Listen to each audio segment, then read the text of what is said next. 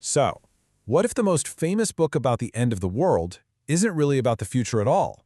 In this explainer, we are going to unpack a really powerful argument that the Great War in the Book of Revelation, it's already been won. Okay, let's start with something we probably all do. When most people pick up the Book of Revelation, where do they go, right? Straight to the end, looking for clues about what's to come. So, let's just be honest for a second. When you hear Book of Revelation, what's the very first image that pops into your head? I'm willing to bet it's probably not a calm, quiet scene from chapter 1. Yeah, it's almost certainly a chaotic mix of things like this, right? Armageddon, terrifying beasts, horrible plagues. We tend to treat the whole book like this giant cosmic puzzle we have to solve, trying to piece together some secret timeline of the future.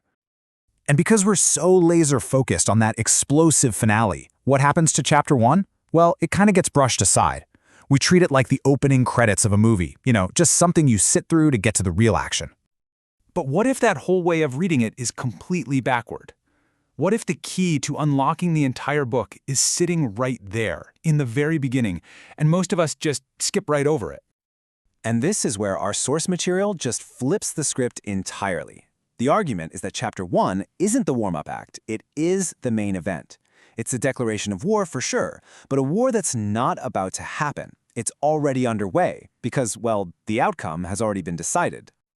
So here's the big shift in thinking. The whole idea is to move from seeing Revelation as this nail-biting story about a future battle we're not sure about, to seeing it as the enforcement of a verdict that's already been handed down. It's not the story of the battle. It's the story of the victory tour. And this whole reframing, it actually starts with the title of the book. I mean, we all hear apocalypse, and we immediately think end-of-the-world disaster. But the original Greek word, apocalypsis, it just means an unveiling. So the point isn't to scare us with the future, but to pull back the curtain on a reality that's already here, right now, just hidden from our view.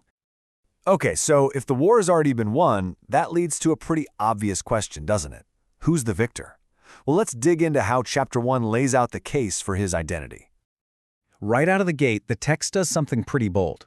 It gives Jesus a title that in the Old Testament was used exclusively for God, the one who is, who was, and who is to come. Now, this isn't just poetic flair. This is a direct claim of ultimate, eternal authority over everything.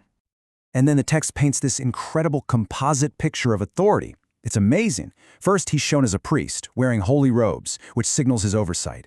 Then, he's a king with this powerful voice of command. And finally, he's a divine warrior with eyes like fire and a sword of judgment. It's like each role is layered on top of the next to show total, complete, and absolute power.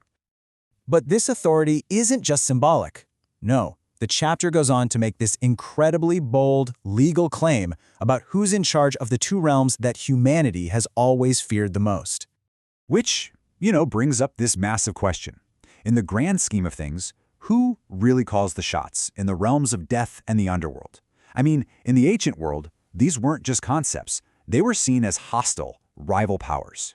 And chapter 1 gives this just stunningly direct answer. Jesus declares, "I hold the keys of death and Hades." Now, to us, that might just sound like a cool line.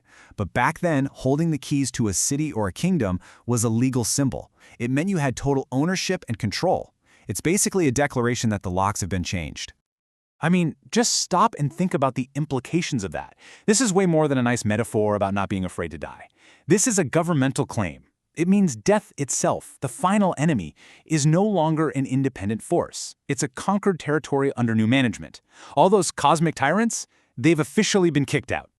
So what does all this mean for the rest of the book? With all the scary dragons and bowls of wrath, how does knowing the ending at the beginning change how we're supposed to read it? Well, it changes everything. This perspective completely transforms the entire experience. It shifts our focus away from all that fearful guessing about what might happen to a place of real assurance in a victor we already know. We can stop trying to be fortune tellers and instead just be witnesses to a divine restoration. So all those seals and trumpets and judgments that come later, they aren't the battle itself. They're just the rollout, the implementation of a verdict that was already decided all the way back in chapter 1. They're the visible proof of a victory that's already been won. And that leaves us with one last big thought to chew on. How does our whole understanding of this book, and maybe even our understanding of the world right now, change if the story was never about the chaos of predicting the future, but about the deep, unshakable peace of knowing who already holds it.